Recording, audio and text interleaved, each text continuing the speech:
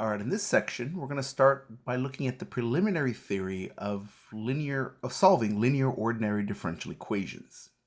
All right, so far, what we've done is we've looked at first-order differential equations of a one-parameter family of solutions. That's what we saw all throughout the previous sections. Now, while these families can contain an infinite number of solutions, even those may not represent all possible solutions. Just because you have an infinite number of solutions doesn't mean you found them all. It's like saying, I found all the positive whole numbers. Yeah, but you're missing all the negatives, right? There's still a bunch missing. What we're looking for ultimately is the general solution. That is to say, the solution that contains all possible results, at least in some interval of definition. Now, in a previous section, we saw that the only type of ODE so far that we can provide the full set of solutions, the general solution, is the linear first-order differential equation. That's not exactly an accident. It turns out that linear differential equations of first order and other orders are going to be, generally speaking, a little more accessible than just an arbitrary ODE. So in this section here, we're going to set up the preliminaries. We're going to set up the definitions and basic concepts, a few basic theorems that are going to allow us to consider general linear ODEs rather than just first order as we've been doing. A little warning here, this section is a little, it's very dry. As I mentioned, it's just definitions and theorems. There's a few examples, but there's not much to do here. In this section, we just kind of listen and try to understand the concepts, try to understand the statements, try to understand the definitions and the vocabulary. And then in the next sections, in the subsequent sections that are going to come after, then we're going to go ahead and learn the various techniques that are appropriate to solving this kind of problem. Right? But this section is really just definitions and theorems. So our first definition. Let's begin with a family of functions of a variable, which we'll just use x. So we're going to take that family of functions and we're going to call them all by the same name. They're all going to be a, but distinguish between one and another, we're going to use a subscript. So a sub n of x, a sub n minus 1 of x, a sub n minus 2 of x, dot, dot, dot. And eventually, if you subtract enough from n, eventually you'll reach a sub 2, a sub 1 of x, and finally a sub 0 of x. Okay, so you have a family of n functions. Oh, I guess actually n plus 1 functions, right? Because this is n of them, and then the 0th one is one more. Okay, so we're going to let those be functions, and we're going to have one more that is not a member of this family. We're going to call it g of x. I'll say and g of x. Let's have those all be functions that are continuous on a common interval I. Now, if some of them are continuous outside of that interval, we're not going to worry about it. All we're going to say is they're all continuous, at least here. And if some of them are continuous outside of there and some are not, or some are continuous this way and some are continuous that way, we don't worry about it, just on the common interval. So these are all functions continuous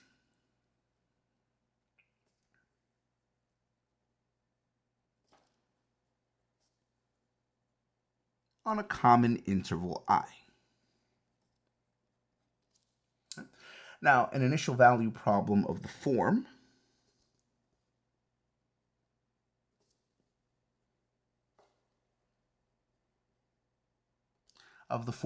a sub n of x times the nth derivative of y. Oh, shouldn't have parentheses on that. Not sure why I did. The nth derivative of y with respect to x plus a sub n minus 1x times the n minus first derivative of y with respect to x plus dot dot dot plus a sub 2 of x times the second derivative of y with respect to x plus a sub 1 of x times the first derivative of y with respect to x plus a sub 0 of x times y. I ran out of space there. I'll put it on the other side here. Is equal to g of x. Or an initial value problem of this type with initial conditions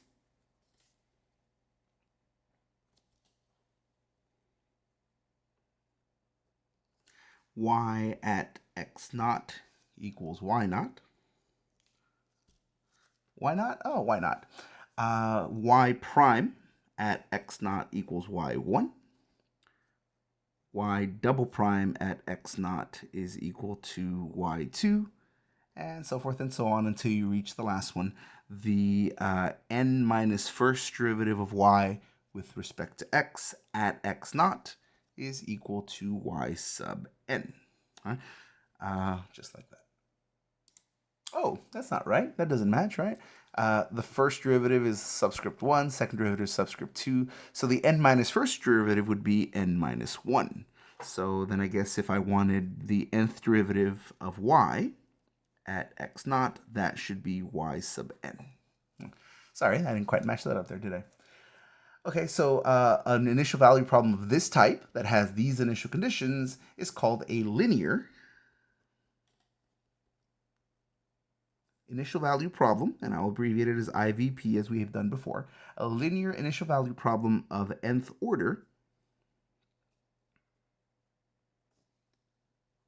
on the interval I. That's what we're defining here. The linear first order problems that we've been seeing are basically just this. So everything above first derivative, everything above first power is gone. If you have just a function equals a function times the first derivative plus a function times your original function, your desired function y, that's the linear first order problem that we've been seeing. Here we want to generalize it to higher orders of differential equation. So for examples, if I wanted a differential equation of order 2, it would be something like 1 plus x squared times d squared y dx squared plus x times dy dx minus 4y equals, say for example, sine of x, like this, with, and remember the problems come with initial conditions. So here I'll say with y at 0 equals to 0, that's a pretty common one, and y prime at 0 equals the square root of 2, for example. Here you've got your function of x times the second derivative plus another function of x times the first derivative, and then at the very end you've got just a function of x times y, no derivative. Notice here 4 is technically a function of x. It's a constant function, right? Constant functions are still functions. Is equal to some function of x that has nothing to do with y. It's just some separate function that's not multiplied or has anything to do with y on its own. So g of x equals function of x times second derivative plus function of x times first derivative plus function of x times y. And here you have your initial conditions as stated up here. We've got our y at some number, y prime at some number. One thing to note here is that these numbers that you're plugging in must be the same number. So here y at 0, y prime at 0. If you had y double prime at 0, y triple prime at 0, we have as many initial conditions as needed to solve our problem, but they're all going to be at the same value. And it's not always going to be 0, but it is always going to be the same number here and any other ones that we might have. If you want one of order 3, and of course here I am using Leibniz notation, but you can use prime notations, especially if there's no chance of getting anything confused with anything else. So I could say, for example, y triple prime, and that's fine as long as there's no ambiguity there. For a partial differential equation, there's ambiguity with prime notation, but we're not dealing with partial differential equations. So something like y triple prime plus 5y double prime minus 6y prime plus 2y equals e to the minus 3x, with something like y at 0 equals y prime at 0 equals y double prime at 0. It's possible for all of them to be the same, and that's equal to 1. That's an example. Here you may note that the coefficient functions are all constants. Here we already saw an example of a constant coefficient function. A coefficient function? What is it? Is it a coefficient or is it a function? It's both. It's the coefficient, as in the number out in front, but it's not always a constant number. It is sometimes, but it's generally a function. So here we call these coefficient functions. So here the coefficient functions are actually functions of x, although we do see an example of one which is a constant function. In this one, you see, oh, look, these are all constants, which is nice. Of course, that one's not. This g of x is itself a function, although it can be a constant also, depending on the problem. And once again, our initial conditions are all at the same place. If they weren't all at 0, that's okay, as long as they're all at the same place. Okay? One thing to notice here is this looks an awful lot like a polynomial. Right? It almost looks like y cubed plus 5y squared minus 6y plus 2y. All right? So it really looks almost like a polynomial. You think, oh, that's a coincidence because of the way you wrote it. Hold on to that thought. That's going to be a little more important than just, oh, it kind of looks like one. But we'll see that later. Okay, so next we have a theorem. And this is a theorem that basically guarantees that we're not wasting our time. This is a theorem of existence. It tells us we're going to be able to find solutions given some conditions. So let a sub n minus 1, all the way until you reach a sub 1 and eventually a sub 0. So all of these functions that we had up here in the previous definition. Let all of those, and g, let's not forget our g. Let's let all of those be functions that are continuous.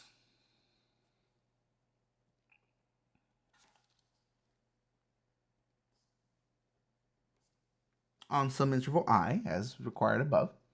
And let this very first one be non-zero. If any or all of the rest are 0, well, it is what it is. It'll be a much simpler problem, but the very first one should not be 0. And let a sub n of x not equal to 0 for all x in I. Okay. If x equals x sub 0 is any point in the interval I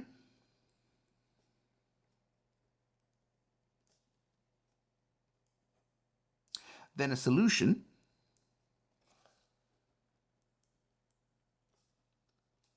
which we'll call y at x of the linear initial value problem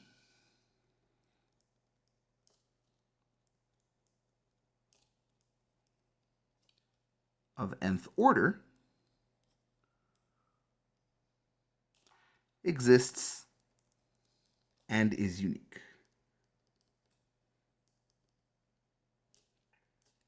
So this basically guarantees us we're not wasting our time. If we have this kind of problem, or this kind of problem, or in general this kind of problem, we're guaranteed there is a solution, and once we find it, that's it. It is unique. Right? Now, of course, we don't yet know how to find such solutions, but here we're going to see an example of a solution, even if we don't know how to find it yet.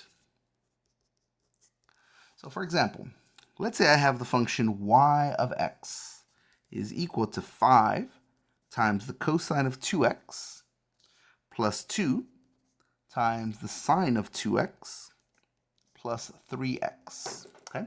It turns out that this is a solution to y double prime plus 4y equals 12x with the initial condition that y at 0 is equal to 5 and y prime at 0 is equal to 7. Okay? How did I find that solution to this problem? We'll talk about that in later sections. For now, it's just, hey, here's a solution that I found. Let's talk about it in relation to the previous definition and theorem. Okay? So, first of all, let's actually confirm that that's true. I mean, I'm telling you it's true, but why should you believe me, right? Let's go and actually go and figure out whether or not this works, whether or not this is valid. All right, well, I've given you a function y, so let's find its first and second derivative. Obviously, we don't need the first one, we just need the second one, but okay, well, we need the first one to find the second one. So, if I take the derivative here, derivative of cosine of 2x is negative sine of 2x. So I've got a negative sine of 2x. But then chain rule says take the derivative of the inside, so that's a 2 times the 5 that's there will give me a 10. Plus, derivative of sine will be cosine of 2x, but then again chain rule brings out an extra 2, giving me 4 cosine of 2x. And the derivative of 3x would just be 3. Okay.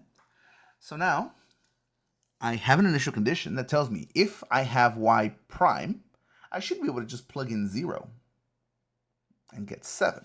All right, well, let's see what happens. If I take y prime and plug in 0, I get negative 10 times. Well, if I plug in 0 here, sine of 0 is 0. Okay. Plus 4 times. If I plug in 0 here, cosine of 0 is 1. Plus 3. And that, in fact, gives me 4 plus 3 is 7. Okay, good. So we are on the right track. This is working so far. Now let's see. And now I need to find a second derivative. Okay, so my second derivative, same thing. Derivative of sine is cosine, but then chain rule brings out an extra 2. So I get minus 20 cosine of 2x plus cosine of 2x, the derivative would be negative sine of 2x times another 2. So I get negative 8. The 2 times the 4 is an 8 sine of 2x. And then plus 3, the derivative of that is 0. So I can write plus 0 or I can just leave it off. Okay. All right, so, and here I do get that if I plug in 0 into the original function, again, just to confirm that this is satisfying this equation, let's see, if I have y at 0, I've got 5 times the cosine of 0, which is 1, plus 2 times the sine of 0, which is 0, plus 3 times 0, because again, that's what I just plugged in. And so I get 5 plus 0 plus 0, which is 5. So yes, this equation here does satisfy that y at 0 is 5 and y prime at 0 is 7. We found our first derivative and our second derivative. So we've already satisfied both of these. So let's see, now that we know our second derivative, let's see if we can't satisfy this. All right, so that's going to give me negative 20 cosine of 2x minus 8 sine of 2x plus 4 times our original function. Okay, so 4 times 5 will give me 20 cosine of 2x. 4 times 2 would give me 8 sine of 2x. And 4 times 3x would give me 12x. All right, so I've got my y double prime plus, here's my 4 times y, and that's supposed to equal to 12x. Okay, well right here, these two simply subtract out, and these two simply subtract out, and we're left with 12x equals 12x, which is a valid identity. That is a true statement. So this one equation is is 5 when you plug in 0, and has a derivative that is 7 when you plug in 0. And if you take the second derivative and plug it back into this equation, you do get 12x the way it was stated. So this equation does satisfy all of these conditions, and therefore is a solution to this initial value problem. Okay? Based off of our previous theorem, this says that this function that I've written here, well, it was guaranteed to exist, which, okay, it's kind of hard to show, right? I mean, it's here, so of course it exists. There's not much more to say about that. But more to the point, we're done.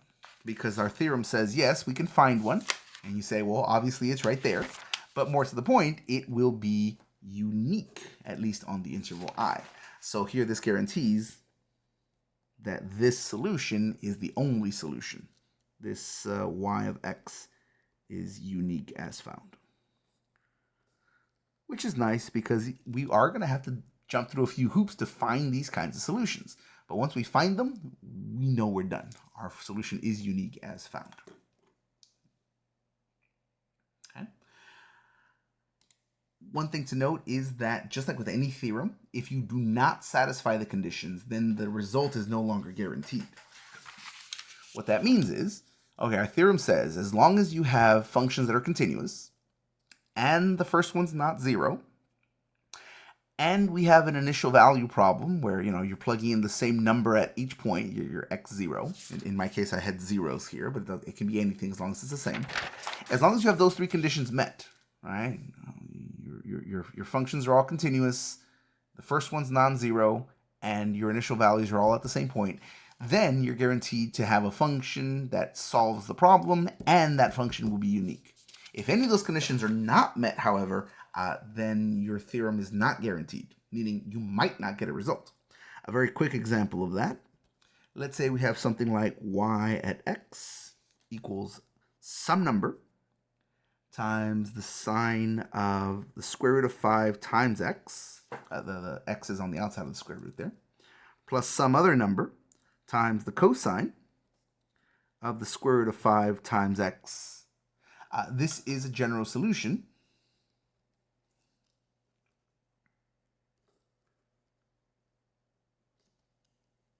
to y double prime plus 5y equals to 0. And again, in later sections, I'll show you exactly how you find this. Right? This does solve this. You say, okay, so what? Well, first of all, this is not an initial value problem. Notice that there's no initial conditions. Okay, so what? Okay, well, normally, once I have a general solution to a problem, if I was going to then find the particular solution to my initial value problem, all I would have to do is take this general solution and figure out what C1 and C2 is. You say, okay, well, then go ahead and do that. But note that even though there is a general solution to this, there is no solution to the problem y double prime plus 5y equals 0, where y at 0 equals 0 and y prime at pi over 2 root 5 equals 1. And we can show that. Since y at 0 is equal to 0, right? Since y at 0 is equal to 0, then we could just plug in 0 into our general solution here, and we would get C1 times sine at 0 plus C2 times cosine at, again, I'm plugging in 0, so I get cosine of 0. This would have to equal to 0. Okay, so here we would get, well, let's see, sine of 0 is 0, so this goes away. Cosine of 0 is 1, so we would just get C2 is equal to 0. All right, this goes away. This becomes the number 1, so just C2 on its own is equal to 0. Okay, but then that leaves, for our attempted solution, that this part just goes away. Thus, y at x reduces to C1 times the sine of root 5x, and again, the x is outside of the root there, like that. Right? Since C2 is equal to 0, that part's gone, so our solution reduces to just the first part. Oh, but look what happens when you actually try to take that and satisfy the second initial condition. Because now y prime at x is going to equal to, okay, well, its derivative of sine of something is the cosine of that something. But then chain rule says to take the derivative of the inside, which is just the root 5, and multiply it on the outside. So I get root 5 C1 times the cosine of root 5x. Okay. So now let me go ahead and plug in the place that I've been given for my second initial condition here. Thus, y prime at pi over 2 root 5 is equal to root 5 times C1 times cosine of root 5, and then my x is going to be pi over 2 root 5. Here my root 5's divide away, and I'm just left with cosine of pi over 2. Okay, so cosine of pi over 2, that's going to give me 0. So that's going to give me root 5 times C1 times 0, which is just 0. Oh, but we were supposed to get 1. You say, so what happened? So in order to solve this initial value problem, you have to satisfy the conditions here and the conditions here. We can't satisfy both of these simultaneously, because if you satisfy the first one, that means C2 is 0. But if C2 is 0, it's impossible to satisfy the second one, because y prime at pi over 2 root 5 will equal to 0, not 1. You say, okay, but that violates my theorem, doesn't it? Here I just found an initial value problem. It's linear. It looks just like the last one. Right? It looks just like the last one. Right? The numbers are a little bit different there, but it's almost exactly the same. And yet you can't solve this one. Why not? Because the conditions were not met. Remember that with an initial value problem, the initial value must be the same for all conditions. These two have to be the same. Right? If the issue is that these are different.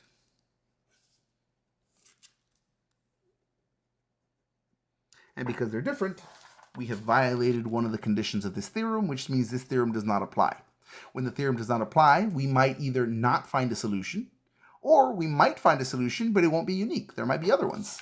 Right? So we need to make sure that our initial conditions are at the same spot and that our functions are continuous. Of course, continuity is obviously true for sine and cosine, but here, this was the problem. Okay. For our next definition, I'm running out of paper here. I've got some more over here. Let's see. All right. For our next definition, let's define homogeneity. A linear nth order ODE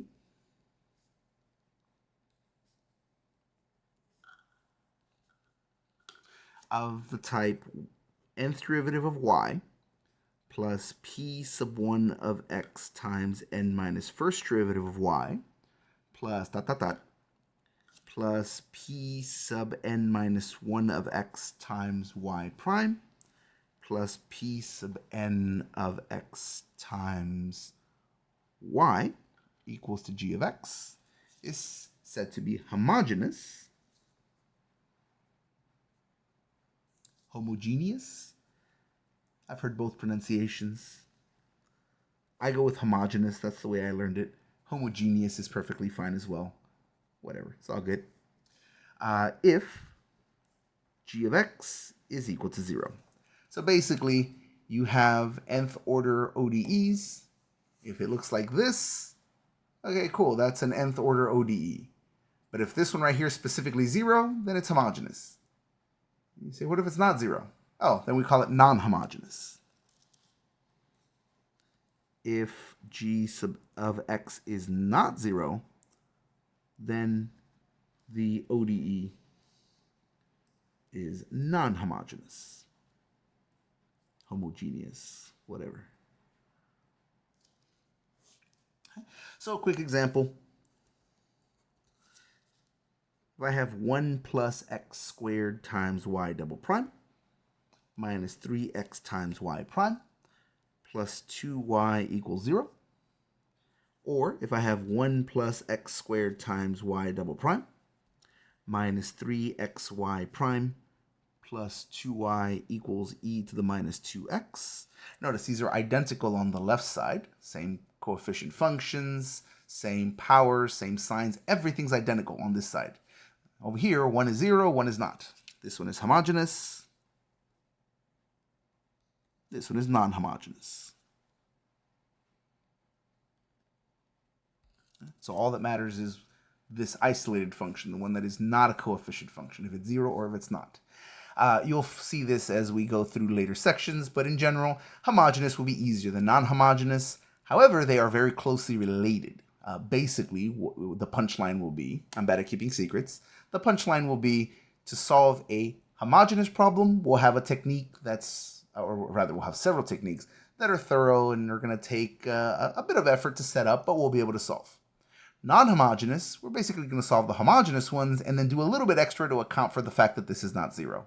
So basically, if your problem's homogeneous, cool, we got it. If the problem's non-homogeneous, pretend it's homogeneous, solve that, and then do something extra to take care of this guy. That's how the techniques will generally work out. Okay. Our next definition, and here the textbook does call it a definition, but here this is more of a notational thing. More of a notation thing than anything else. So we will denote by the letter capital D the differential operator.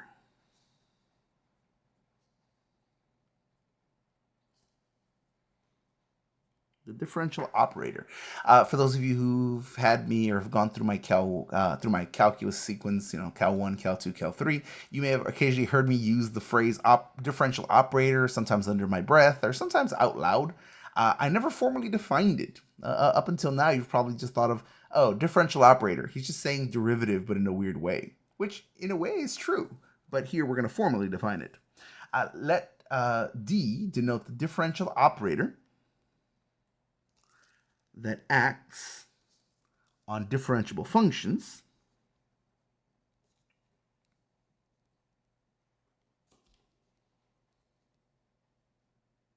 of a single variable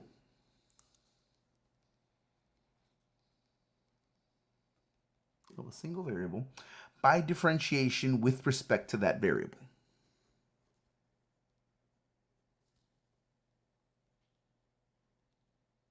By differentiation with respect to, WRT, with respect to that independent variable.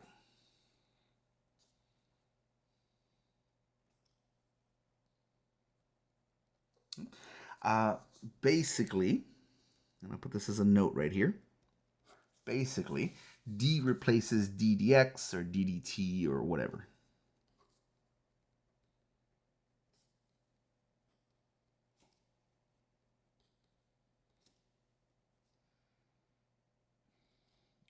Or the prime notation or things like that. It replaces those.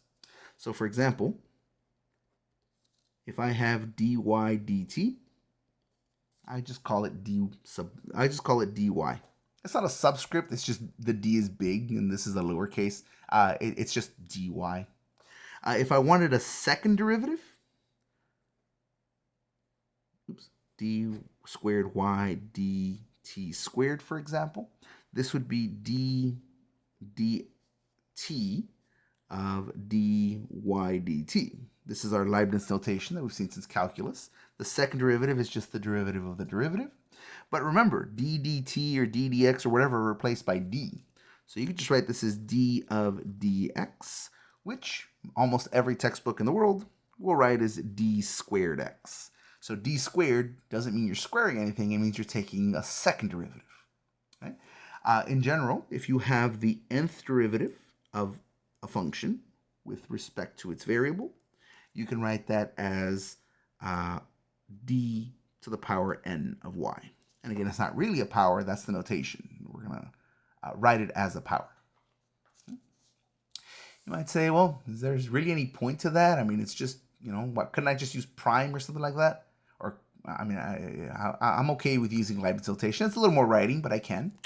There's this very specific reason why we're going to use this, and this notation will be very nice and useful as, for lack of a better term, a heuristic shortcut. It's going to make certain problems go from, what on earth am I doing with this, to, oh, I know exactly what to do with this. A change of notation can often change our point of view to the point of making problems much easier.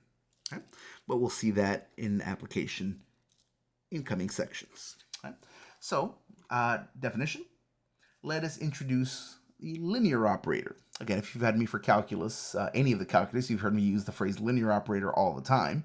And integral, for example. The integral is a linear operator. But let's go ahead and define it now, independent of derivatives and integrals. Let L be an operator.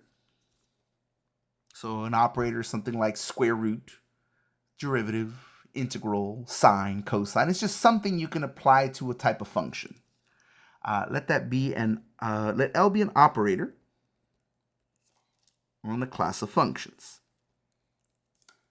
Class of functions? Yeah, just functions that have something in common. So like D is an operator, and it operates on any function that you know how to take the derivative of. Integral is an operator, and it operates on any function that's integrable, and like that. So those types of functions. Let L be an operator on a class of function if L applied to A times y1 plus b times y2 is equal to A times that same operator applied to y1 plus b times that same operator applied to y2, then L is said to be a linear operator.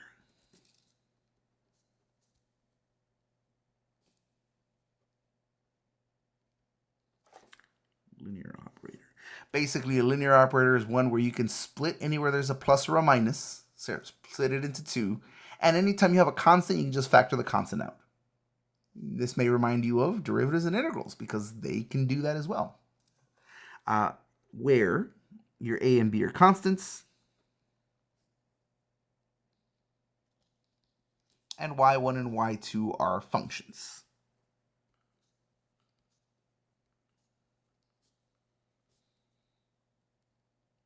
That are in this class of functions, that are in the domain of L.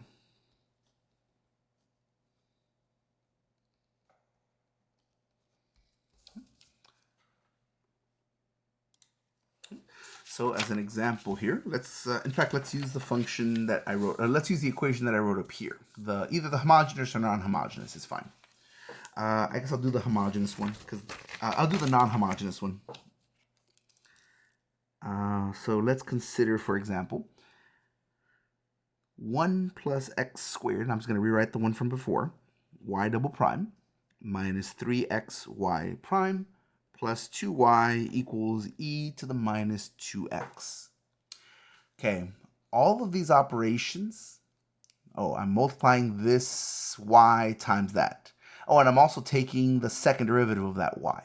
And I'm also multiplying 3x times that y and taking a derivative. And I'm multiplying that y times 2. All of those are operations. We can collect all of those operations as a single expression. What do you mean? Basically, we're going to factor out the common factor, but that factor will be a function, not a number. And what will be left will be an operation, not a number. So here, the way we write this is let L equal to 1 plus x squared d squared minus 3xd plus 2. This is an operator. What is it operating on? On y. Y is the one that's having all this stuff done to it. It's being multiplied by 2. It's being derived and being multiplied by 3x. It's being derived twice and multiplied by 1 plus x squared. So then L of y is just equal to, now apply all of this stuff to y. So 1 plus x squared d squared y minus 3x times dy plus 2, which is just another way of writing what we had above. 1 plus x squared y double prime minus 3x times y prime plus 2. So we can separate the concept of an operation, the concept of what are we doing to the function, from the function itself, which, since the whole point of solving differential equations is to find some unknown function, separating complicated things away from that function might be kind of a nice idea, as we'll see in coming sections. Thus, our ODE can be rewritten as, if all of this stuff is L of y, then we can just write it as L of y equals e to the minus 2x. This might just seem like a notational change, and for now it kind of just is. But we'll see in coming sections where this notational change will highlight a few nice, for lack of a better term, shortcuts to solving our equations. A quick note, if it wasn't already obvious, the differential operator is linear. And in fact, it's linear, So note, the differential operator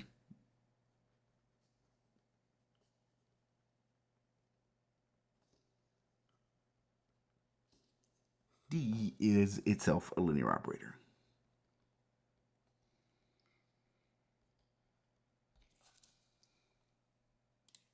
Okay. Our next theorem is especially useful in trying to find general solutions because, what if I don't have all of my solutions yet? What if I found some solutions here and some solutions there? How do I reconcile that? How do I form just one general solution? Here, this tells you that you're basically allowed to just lump them all together. Here, this is called superpositioning. The superposition of homogeneous equations.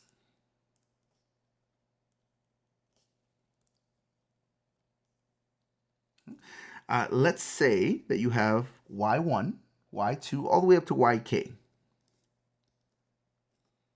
Let's have those be solutions to a linear homogeneous ODE.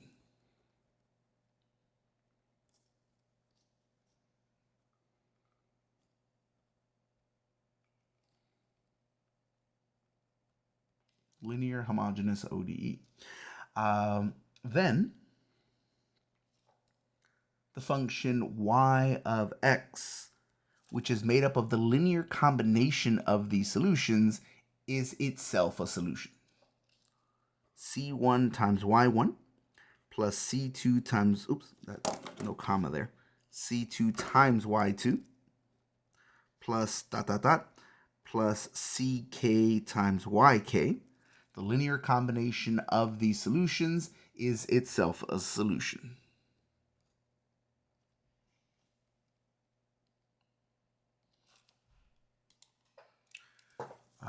Let's see, with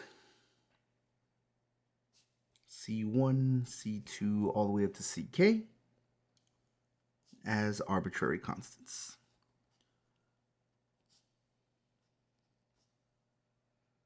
When we say arbitrary constants, that means these can be any constants. This could be 1, 7, 25. This could be 1/3, 2/5, and -12. Because they can be anything, we generally don't bother writing what they are. We just leave them as C1, C2, up through CK. Note that there are no restrictions to what C1 through CK can be, and that includes 0. You say, well, then it's possible for all of them to be 0? That's right. So here as a note, and this is a consequence of this theorem, every homogeneous linear ODE will have y equals 0 as a solution, what we call the trivial solution. So here as a consequence of this, any linear homogeneous ODE has the trivial solution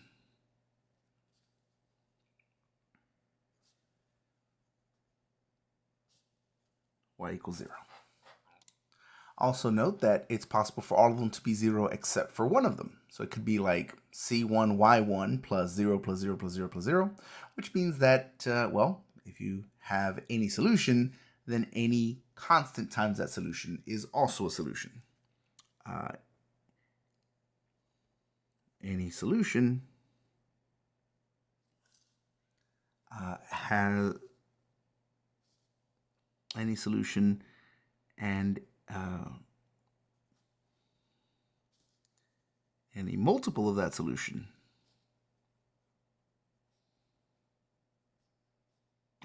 Sorry. For any solution. There we go. I knew that sounded strange. For any solution, any multiple of that solution is also a solution.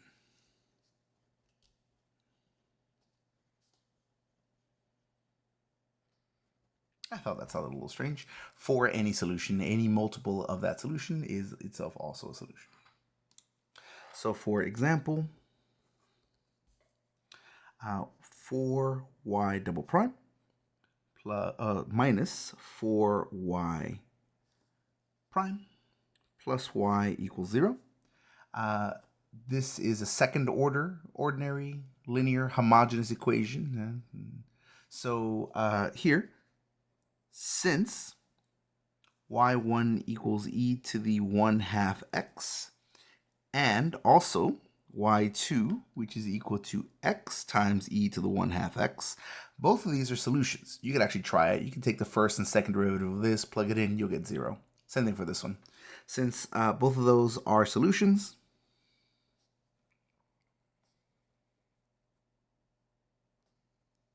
then any linear combination is a solution. Y equals any constant you like times e to the 1/2 x plus any constant you like times x e to the 1/2 x is also a solution.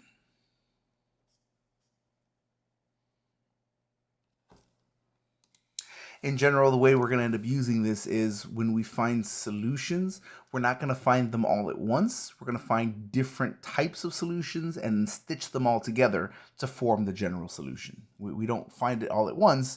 We find different possible kinds of solutions and then through superposition, gather them all together into a family of general solutions. For our next definition, let's talk about dependence versus independence. Definition. So let's say you have a set of functions.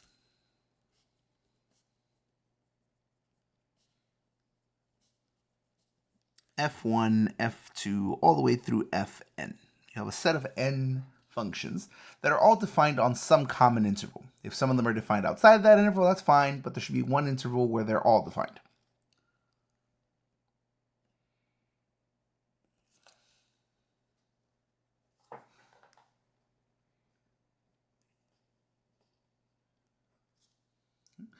These are said to be linearly dependent.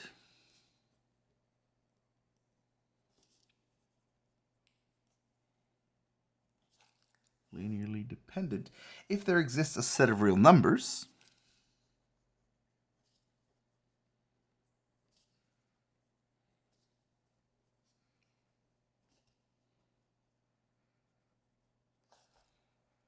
C1, C2, all the way up to Cn, such that, and they should not all equal to 0. It's okay if some of them are equal to 0, but they should not all be 0.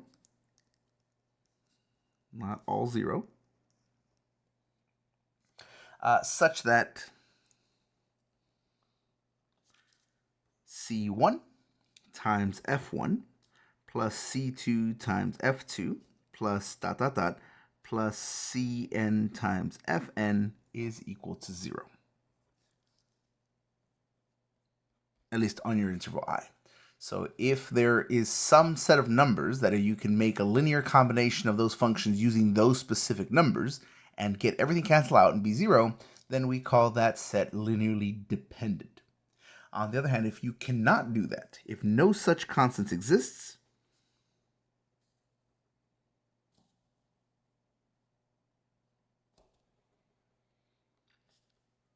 then we say the set is linearly independent.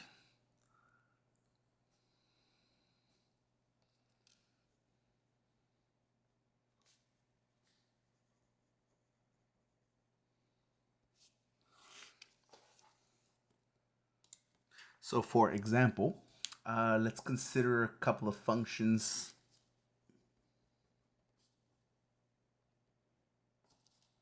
Let's say f1 of x, we'll call it sine of 2x.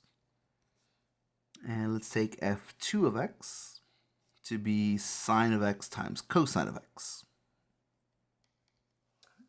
And let's have these be on the interval from minus infinity to infinity, because they are both they're both defined for all real values here. Since sine of 2x is equal to, and this is the double angle formula from trigonometry, sine of 2x is equal to 2 sine x cosine x, then sine of 2x minus 2 sine x cosine x, you just subtract this to the other side, is equal to 0. But notice that's f1, so f1 of x minus double f2 of x, that right there is f2. Since that linear combination is equal to 0, I guess here you can say that's 1 times f1. So here's a number times your first function, plus another number, this number being negative 2 times your second function, is equal to 0. Thus, we were able to find a pair of numbers, we were able to find a set of numbers that, when we use those as coefficients, make this set of functions equal to 0. So f1 and f2, we're able to find those constants, so we get linear dependence, or linearly dependent.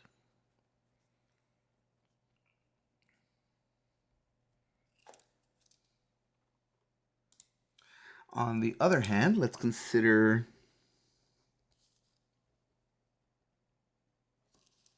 let's have f1 of x equal to x squared and f2 of x equal to x times the absolute value of x. Okay, so if you take some number times f1 and add it to some number times f2, and you get 0, let's see if we can't figure out what c1 and c2 are.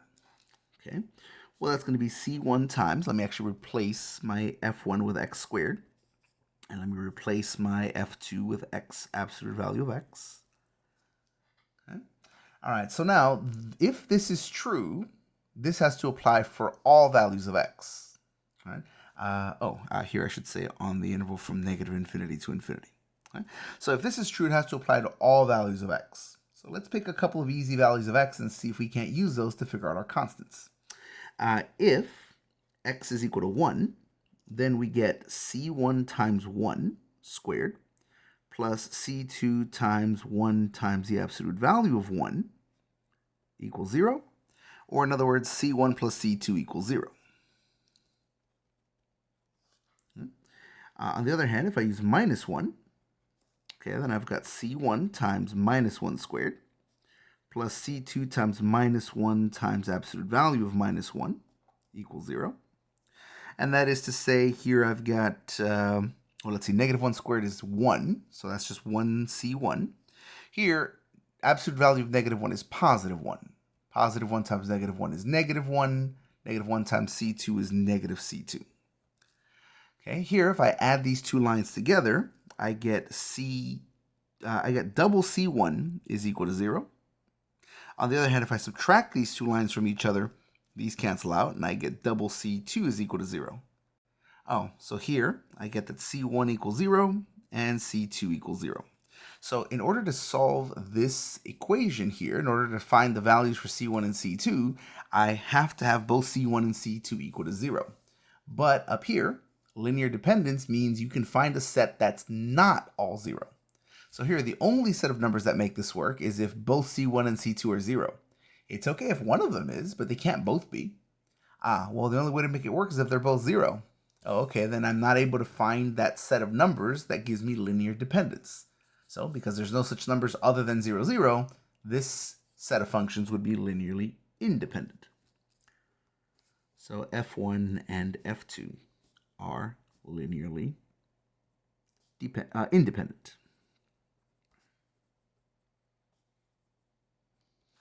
Linearly independent. All right, so you look at that and you think, well, that's going to be really hard to do, isn't it?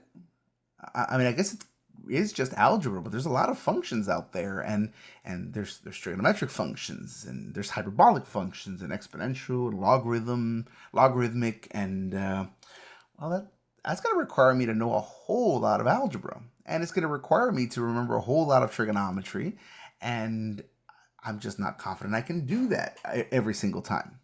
Well, these examples here give us a way of explaining the definition. It helps us understand what linear dependence versus linear independence actually is. However, for what you want to do is to compute that, is to say, well, I just want to know if it's independent or not. I'm not so worried about finding the numbers or knowing that I can't find the numbers. Is there just some way of me being able to determine it without going through all the algebra and trig? Sort of. So we still have to go through some algebra and such, but there is a better way than to just take the functions and actually try to find the constants. So in order to do that, we need to define what's called the Wronskian. Once we have a Wronskian defined, then we can use that to revisit this concept of dependence versus independence. Okay, so definition.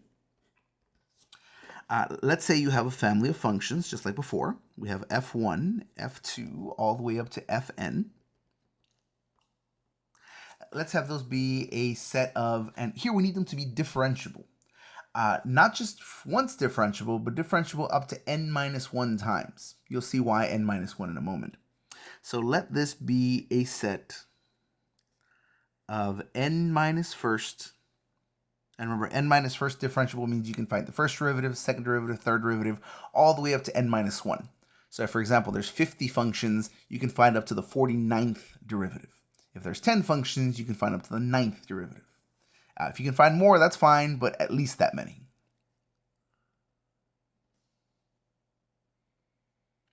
So let that be a set of n minus first differentiable functions of x, or whatever variable you're using. X is going to be pretty common.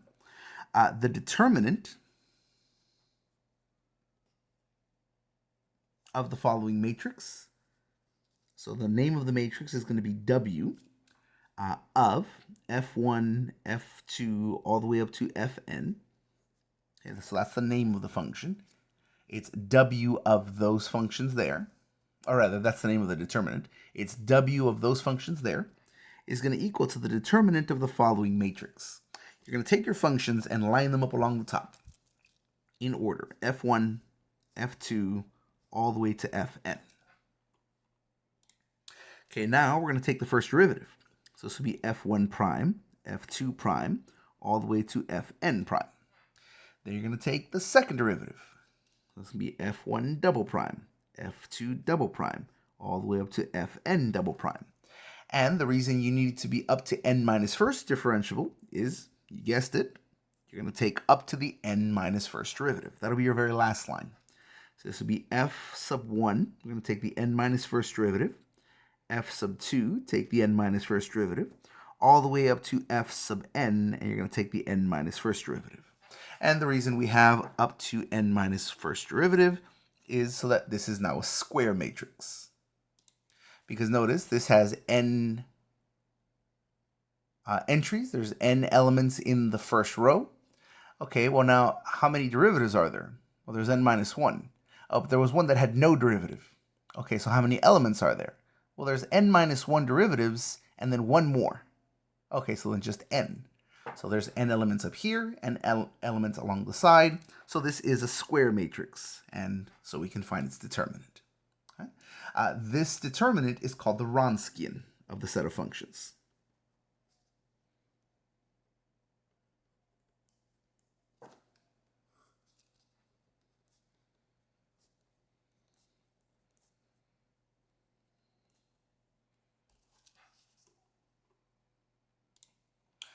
Okay, so, for example, let's say I wanted to find the Wronskian for the function sine of x and cosine of x. Okay, so let's say f1 is sine of x, and let's say f2 is cosine of x. Okay. Then we would have the Wronskian of f1 and f2. Or you can even just write the functions in themselves. You can say the Wronskian of sine x comma cosine x, either of those would really be fine, is equal to, you're going to write your two functions along the top, sine of x, cosine of x, and then you're going to take the first derivative, and here, derivative of sine of x is cosine of x, derivative of cosine of x is negative sine of x, and you're going to take the determinant. Okay. Here, you might keep track of how many derivatives you've taken and make sure that you have one derivative less than the number of functions you have, or more simply, just keep taking derivatives until you get a square matrix, right? The same number of rows as columns. That's personally what I do. So here, the determinant is going to be sine of x times negative sine of x. Multiply those together. That's negative sine of x quantity squared. Minus, and then go back this way. Remember, the determinant is this minus this.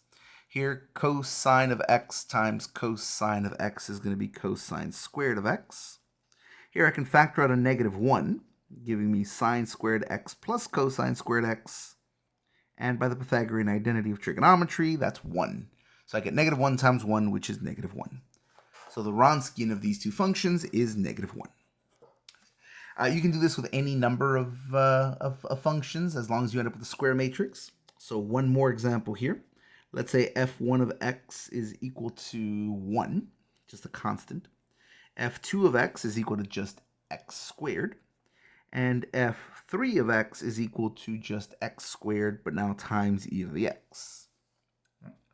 So here we go. We're going to go ahead and find the Wronskian of 1x squared and x squared e to the x.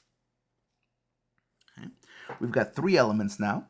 Okay, line those up along the top. 1 x squared and x squared e to the x. Like that. And now we're going to take the first derivative along the next column here, along the next row here. The derivative of 1 is 0. The derivative of x squared is 2x. Here I'm going to have to use the product rule. So let's see, the derivative of x squared is 2x. Let me do this off to the side. The derivative of x squared is 2x, and then we leave the e to the x alone. Plus, now we leave the x squared alone, and take the derivative of e to the x, which is just e to the x again. E to the x is a common factor, which I will factor out here, and I will get x squared plus 2x times e to the x. And the only reason I'm doing that is because I'm going to have to go ahead and multiply to find my determinant, and it's probably easier to just keep the polynomial parts together and the exponentials separate. You don't have to do it. You could just leave it like that. And then here, my next derivative, the derivative of 0 is 0. And the derivative of 2x is just 2. Now here, I have to use the product rule. Okay, so take the first part, take the derivative of the first part, so that'll be 2x plus 2. 2x plus 2.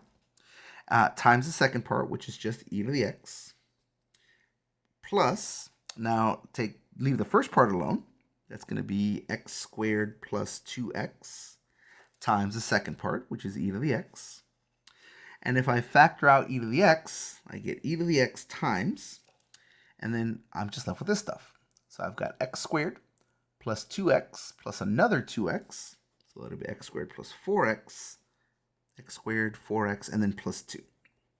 So here I've got x squared plus 4x plus 2 e to the x. And now I just find my determinant. Now remember, for our determinant of a 3 by 3 matrix, it's a little different. First, we're going to go ahead and multiply from upper left down to lower right. For those of you who don't remember how to take your determinants off the top of your head, we're going to multiply these 3. So that'll give me what? Well, 1 doesn't change anything, so just these. And I'll just leave e to the x alone, and I'll distribute the 2x into here. So that'll be 2x to the third plus 8x squared plus 4x times e to the x. Okay. Plus, and now you're going to start from here, and you're going to go ahead and multiply those. And then here you say, well, I ran out of space before I got to the bottom. Okay, so you're going to wrap around to right here. So first, second, third. X squared times this times 0 is just 0. And then for the third one, you're going to start up here, and you're going to wrap around to this side. So it'll be x squared e to the x times 0 times 2, which is 0. Okay, so all that minus, and now we're going to go the other way. Right here, we're going to start with 1. And we're going to go, instead of going down and to the right, we'll go down and to the left. So it'll be this one, and then we wrap around to these two here. So that's going to be 1 times 2 times this stuff. Okay, so 1 times 2, that's just 2. So I'll distribute a 2 into there. So that'll be 2x squared plus 4x times e to the x. Plus, okay, so now we're going to start with this one, and we're going to go from here to here and wrap around down to here. X squared times 0 times anything else is still just 0. And then finally, starting from here, we're going to go diagonally this way, and they're all diagonals. We're going to have x squared e to the x times 2x times 0 is 0. Okay. Obviously, these zeros don't matter. We don't worry about those. So we're just going to subtract these. And here, the e to the x is a common factor, which I will just factor out. So I've got e to the x times, and then just whatever is left in here. I've got 2x to the third. 8x squared minus 2x squared will give me 6x squared. And then 4x minus 4x is 0. So I can just leave that off. And that is my result there. So that would be the Wronskian. And if you want, you can distribute the e to the x, but whatever, same thing. This function here would be the Wronskian of those 3 functions. Okay. So now that we know how to find a Wronskian, what does it tell us? All right, so our next theorem will tell us exactly how this is used. Theorem. Okay. Suppose you have a set of solutions, y1, y2, all the way up to yn, Suppose these are n solutions to an nth order linear homogeneous ODE. To an nth order linear homogeneous ODE. Kind of a mouthful, right? But each of these words are necessary. Otherwise, we won't know how to solve. As we go through into later sections and later chapters, we'll slowly start rescinding some of these. So, for example, they won't always need to be homogeneous. So just nth order linear ODEs. Things start getting really complicated when you get rid of linear as well, when you just have nth order ODEs. And they get even more complicated when you remove the O there and just have nth order differential equations. But all that comes in time, and in fact, removing the O comes in later courses. So this is kind of a mouthful, but if we're leaving off any one of these words, the problem suddenly becomes much more complicated than what we're doing now. Okay? So suppose this is a set of n solutions to an nth order linear homogeneous ODE. Nice big phrase there. On some open interval I.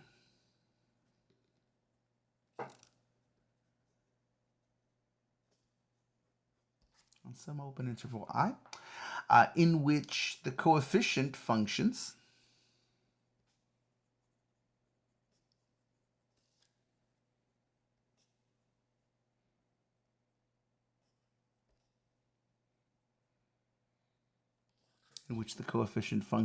are continuous.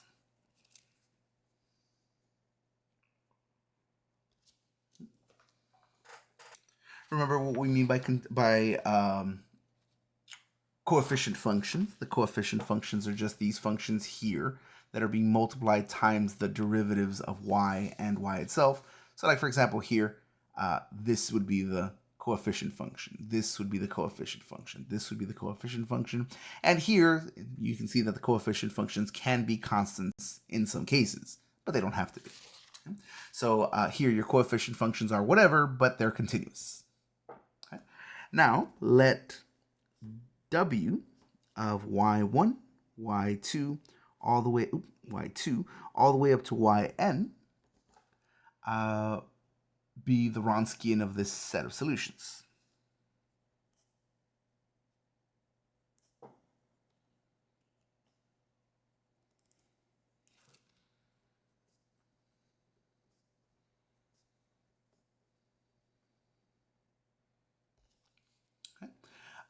Then this set is linearly independent if and only if the Wronskian is not 0.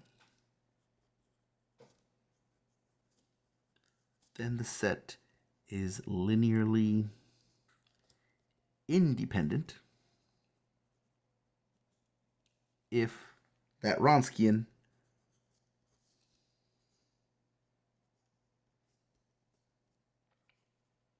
is not equal to 0. It can be literally whatever you want, just not 0. For all x in I. Note that means that if your Wronskian is 0, because this is I missed something here. The set is linearly dependent not just if the Wronskian is 0, but if and only if. So note that that means that if the Wronskian is 0, then you get linear dependence. So here, note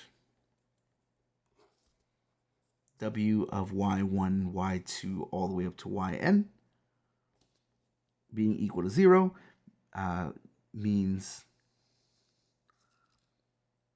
the set is linearly dependent.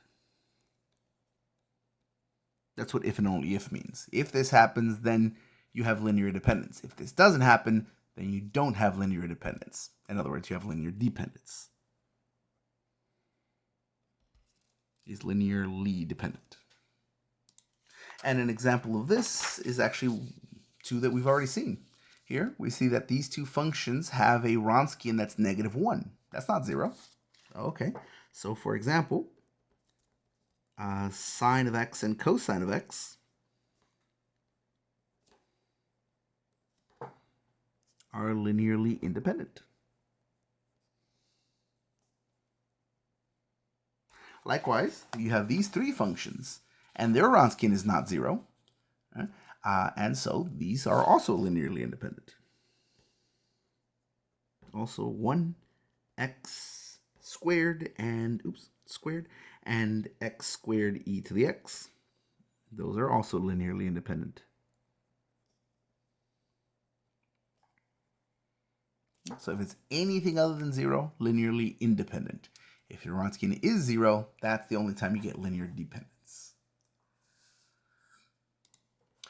So now we are within striking distance of being able to create, at least in theory, general solutions.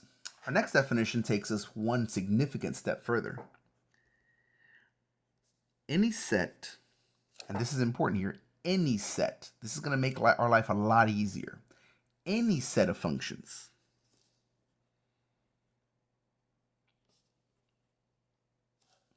y1, y2, all the way up to yn, any set of n solutions that are solutions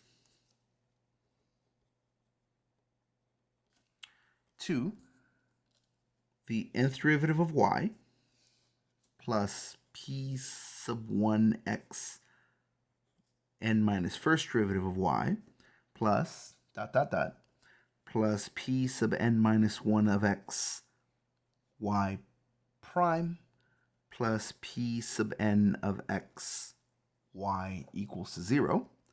So again, this is a homogeneous, because it's equal to 0, nth order linear ODE. It's the same kind of ODE we've been talking about the entire section, but this time, instead of writing it out in words, I wrote it out as an equation for a very specific reason, which you'll see here in just a moment. So any set of functions like this that are all solutions to this on an interval I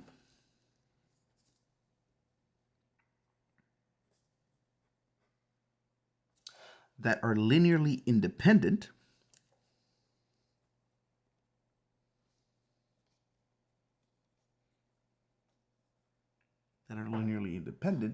form what is called a fundamental set of solutions. That word fundamental is making it sound really pretty important, isn't it? Is a fundamental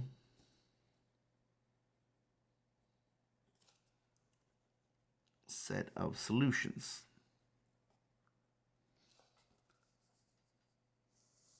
Of the ODE.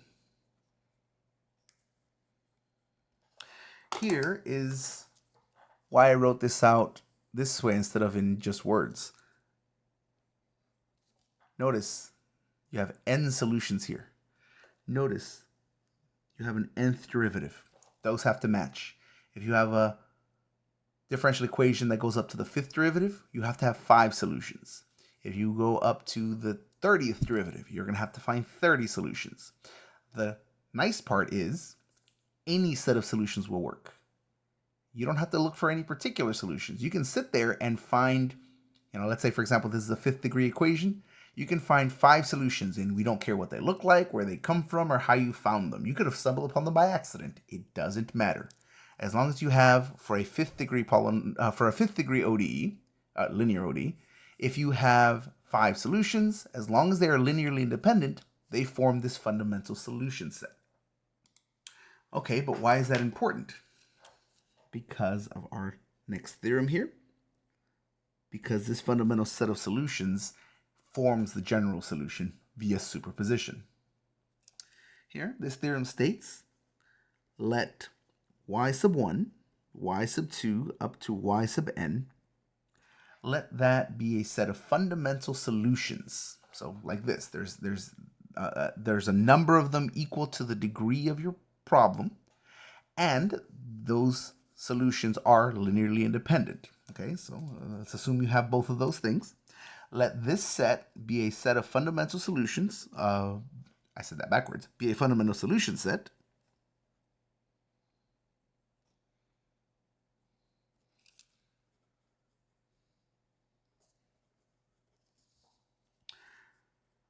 of a homogeneous nth order linear ODE on some interval I.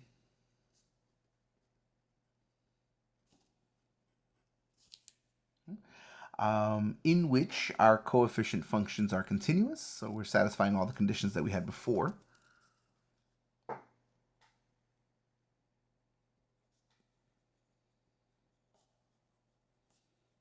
These P1, P2, all these coefficient functions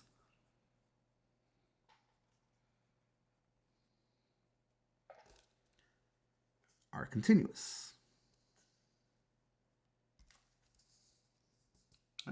Then the general solution of this ODE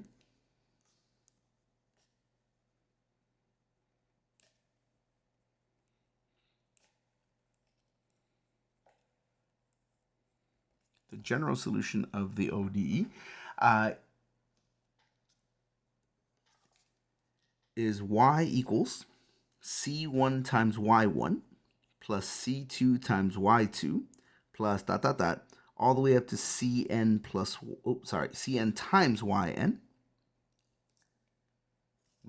That where c1, c2, all the way up to cn are arbitrary constants.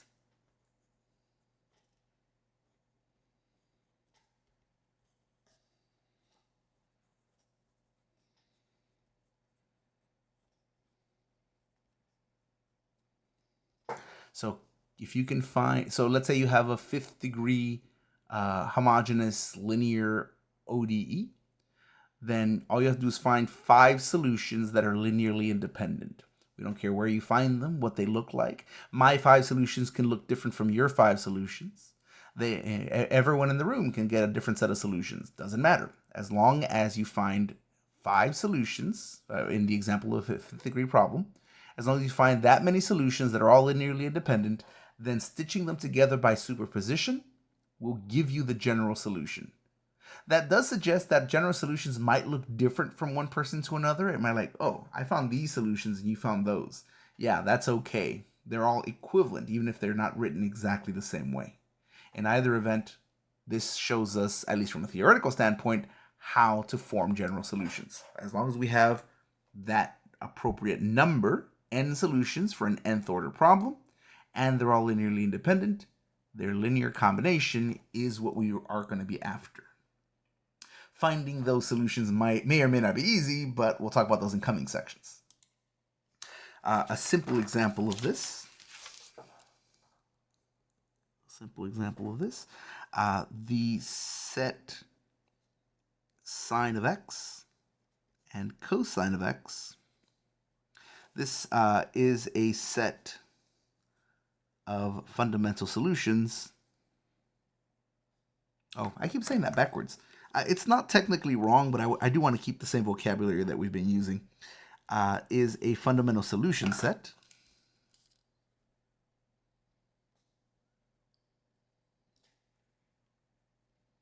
Especially since this section is all about vocabulary and definitions, is a fundamental solution set of y double prime plus y equals to 0. Okay. You can check that, right? What's the derivative of sine? It's cosine of x. What's the derivative of cosine of x? It's negative sine of x. Oh, so negative sine of x plus sine of x is 0. Oh yeah, that sine of x is a solution. Here, cosine of x is a solution as well. Because what's the derivative of cosine of x? Oh, negative sine of x. What's the derivative of negative sine of x? Oh, that's negative cosine of x. Okay, so my second derivative is negative cosine of x. So negative cosine of x plus positive cosine of x is 0. Yeah, both of these are solutions to this. Oh, but as we saw in a previous example over here, oh, where did that one go? Right here. That set, sine of x and cosine of x, have a Wronskian that's non-zero. And because that Wronskian is non-zero, that means that this is a linearly independent set. So, second degree problem. I have a set of 2 answers, and that's important. If this was third degree, this wouldn't be big enough, right? It has to match, but second order, 2 solutions. Okay, that works. That matches. And this is not just matching the right number, but it's also linearly independent, so it is a fundamental solution set. But because of that, we now know our general solution. Y is equal to the linear combination of these 2 by superposition. C1 sine of x plus C2 cosine of x. And there we go. This now includes every possible solution to this problem. This isn't just some of them. This is a general solution. It includes every possible answer to this problem, including 0. Notice if y is equal to 0, 0 plus 0 is 0. But since C1 and C2 can be any numbers, right, they're arbitrary, it's possible that they're both 0.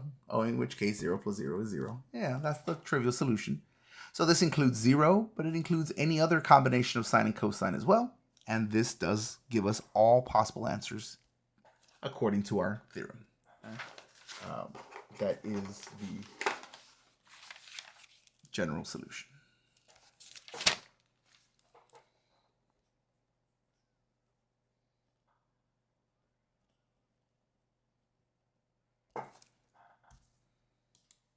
Okay. All right, so this brings us to what we were looking for. This shows us how to find general solutions to these types of equations. However, there is one little thing here. This is a homogeneous equation. Yeah, homogeneous equation. That's what we've been talking about the whole time. We have a nth order linear homogeneous equation. Homogeneous meaning the function g of x here is 0. However, at the beginning of the section, we did define non-homogeneous. It's possible for you to have something other than 0 here. And you say, oh, okay, I guess we start over again and now start to figure out some new technique with some new theorems and some new definitions for this. No, actually, we need very little else. Once you know how to find this general solution for a homogeneous equation, finding the general solution to the non-homogeneous version of that, basically the left side remains the same, but the right side becomes something other than 0, requires a little more, but surprisingly not that much more.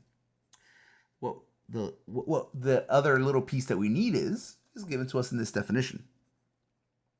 Any function, and this is important and a little strange. It's going to feel wrong when the first few times we do this, but any function, and you'd be surprised, like, wait, literally I can just use like 2x? Yeah, that works just fine, depending on the problem. So any function, which we're going to call y sub p, a little subscript p there, that is a solution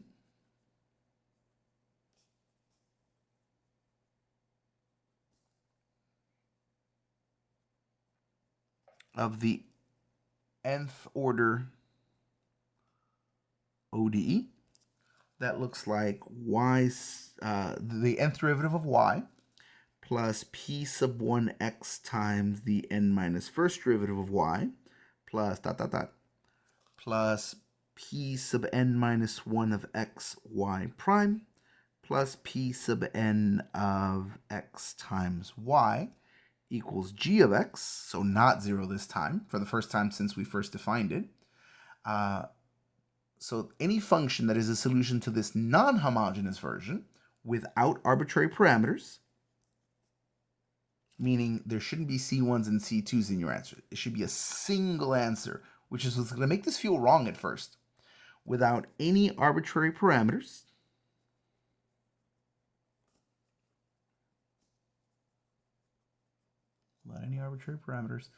on an interval, which we, as usual, call I, on which all of our functions, P1, P2, all the way up to Pn, and also G, are continuous,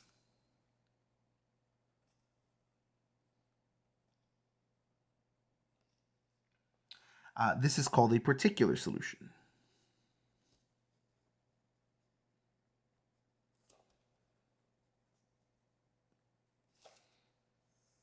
I actually used that phrase a little earlier in this lecture. I'm not sure if anybody noticed it, but I got a little ahead of myself. I said particular solution, and then I hesitated for a moment and just moved on. I figured we're going to get to it here in a moment anyway. So you have any singular solution, any particular solution. Notice it doesn't have arbitrary parameters. It's not a general solution or a family of solutions or anything. It's just a single answer. Okay? For example, let's say I have y double prime plus 4y equals 12x. Okay? Here, y sub p equals 3x is a particular solution.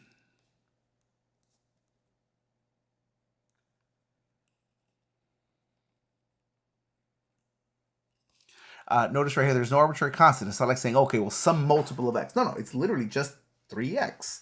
Our particular solutions will usually be very simple. 3x, x squared, sine of x, something like that. Very simple and short.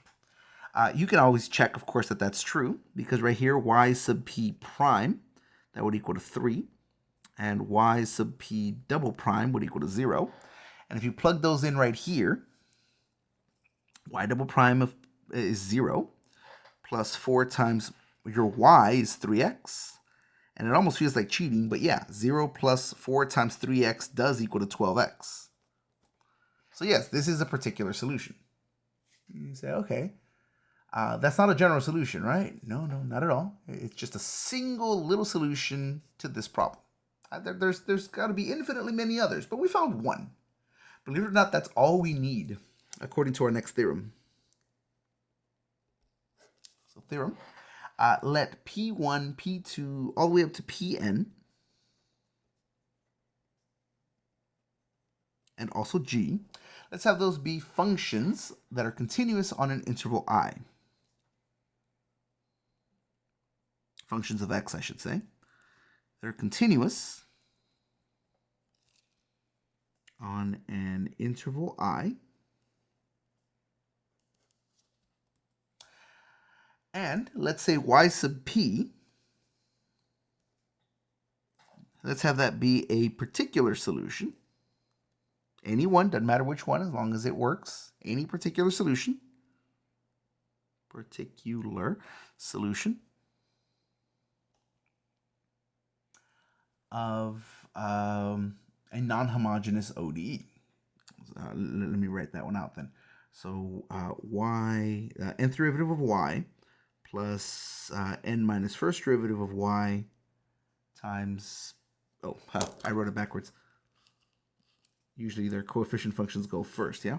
So we're going to say p sub 1 of x times the n minus first derivative of y plus plus p sub n minus 1 of x times y prime plus p sub n of x times y equals g of x. So we have a particular solution to this non-homogeneous problem. If the set of functions y1, y2, all the way up to yn, if these are a fundamental solution set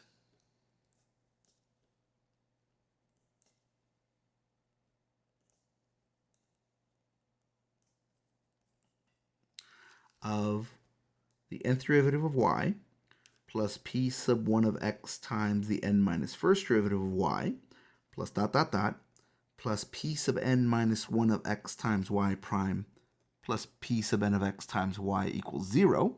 Notice, this one's homogeneous. This one is not. So basically, when you have a non-homogeneous problem, you're going to pretend that it's homogeneous. You're going to pretend that's 0. You're going to find a fundamental solution set of that, which we'll learn techniques on how to do that, but you at least know what that means now. This right here, which is the same as the starting non-homogeneous problem, but we're pretending it's homogeneous, this is called the associated homogeneous problem.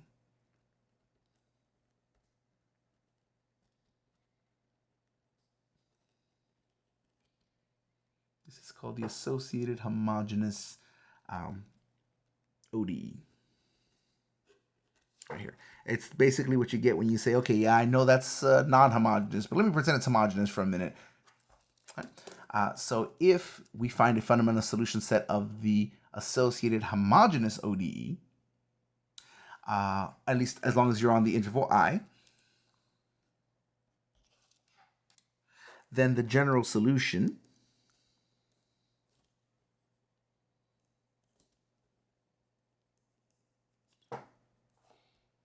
of the non-homogeneous problem, the one we started with up here, where this is something other than 0, of the non-homogeneous ODE is you're going to take y to be the linear combination of the fundamental solution set. So just like you would if it was homogeneous, C1 times Y1 plus C2 times Y2 plus dot dot dot, all the way until you get to Cn times Yn, plus, and then you're just going to take that single particular solution, that y sub p, and just tack it on at the end. Which feels wrong. It's like you do all this work to find an infinite number of solutions, and then for a non-homogeneous problem, you just take that and add one more term to it and you're done. But that's exactly how it works. Right here, whenever you take this, which would be the solution had this been homogeneous in the first place, this is often abbreviated as y sub c, which is the complementary function of the non-homogeneous ODE. This is the C stands for complementary. This is the complementary function of the non-homogeneous ODE.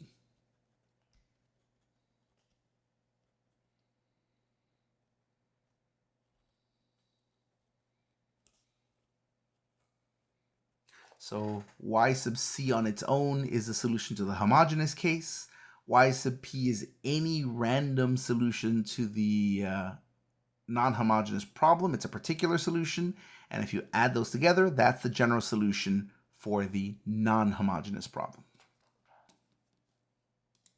So as an example to this, notice that in this previous example, we found y double prime plus 4y equals 12x. This has a particular solution of 3x. Okay? So with that in mind,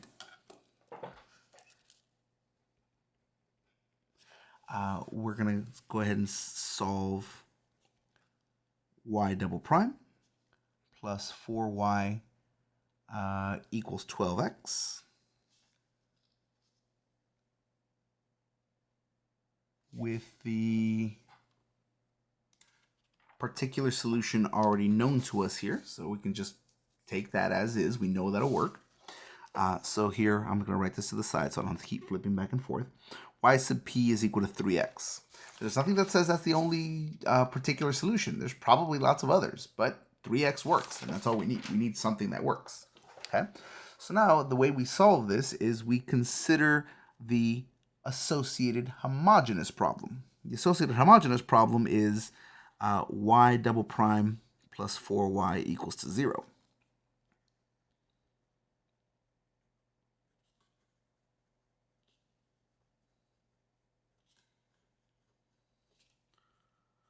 That's the associated homogeneous problem.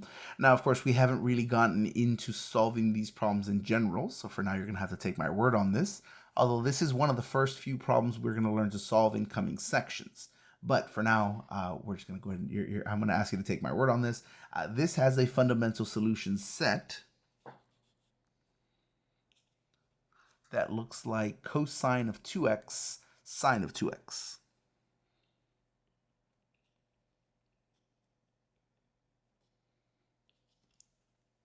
As its fundamental solution set. You can confirm this by actually taking cosine of 2x and sine, taking its second derivative, plugging it in there, and when you add, you'll get 0. Likewise, if you take sine of 2x, take its second derivative, plug it in there, take sine of 2x, plug it in there, that'll add up to 0. And compute the Wronskian, and you'll find that these are two solutions to a second order problem that are linearly independent. So exactly how did I find these? We'll talk about that in coming sections. But you can confirm this right now. Right? So this has this as a fundamental solution set.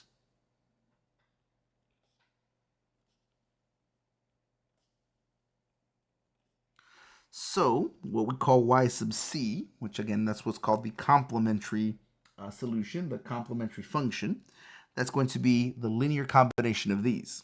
So it'll be c1 times cosine of 2x plus c2 times the sine of 2x, like that.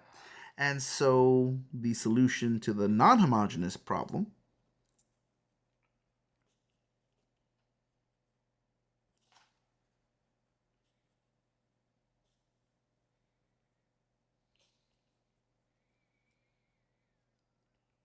is going to be just y equals y sub c plus y sub p.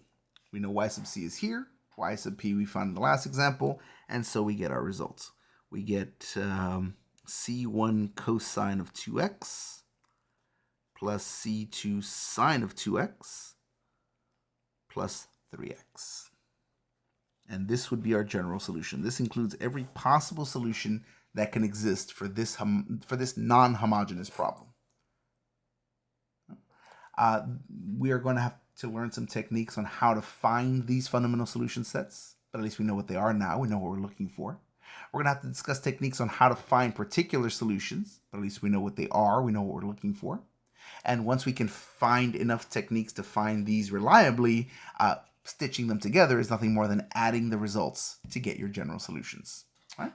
So that it brings us to the end of this section. Thankfully, mercifully, this is a lot of definitions here, but hopefully this gives you an understanding of not just some vocabulary and some definitions and theorems, but also gives you kind of a overview of how these problems are going to look. Going through the next few sections, we're going to learn techniques to fulfill these requirements, but this is how they will be structured. This is how they will be put together to actually solve our ODEs. All right. So that is it for this section. If anybody has any questions, comments, or problems, please reach out. Otherwise, I hope you all have a nice day.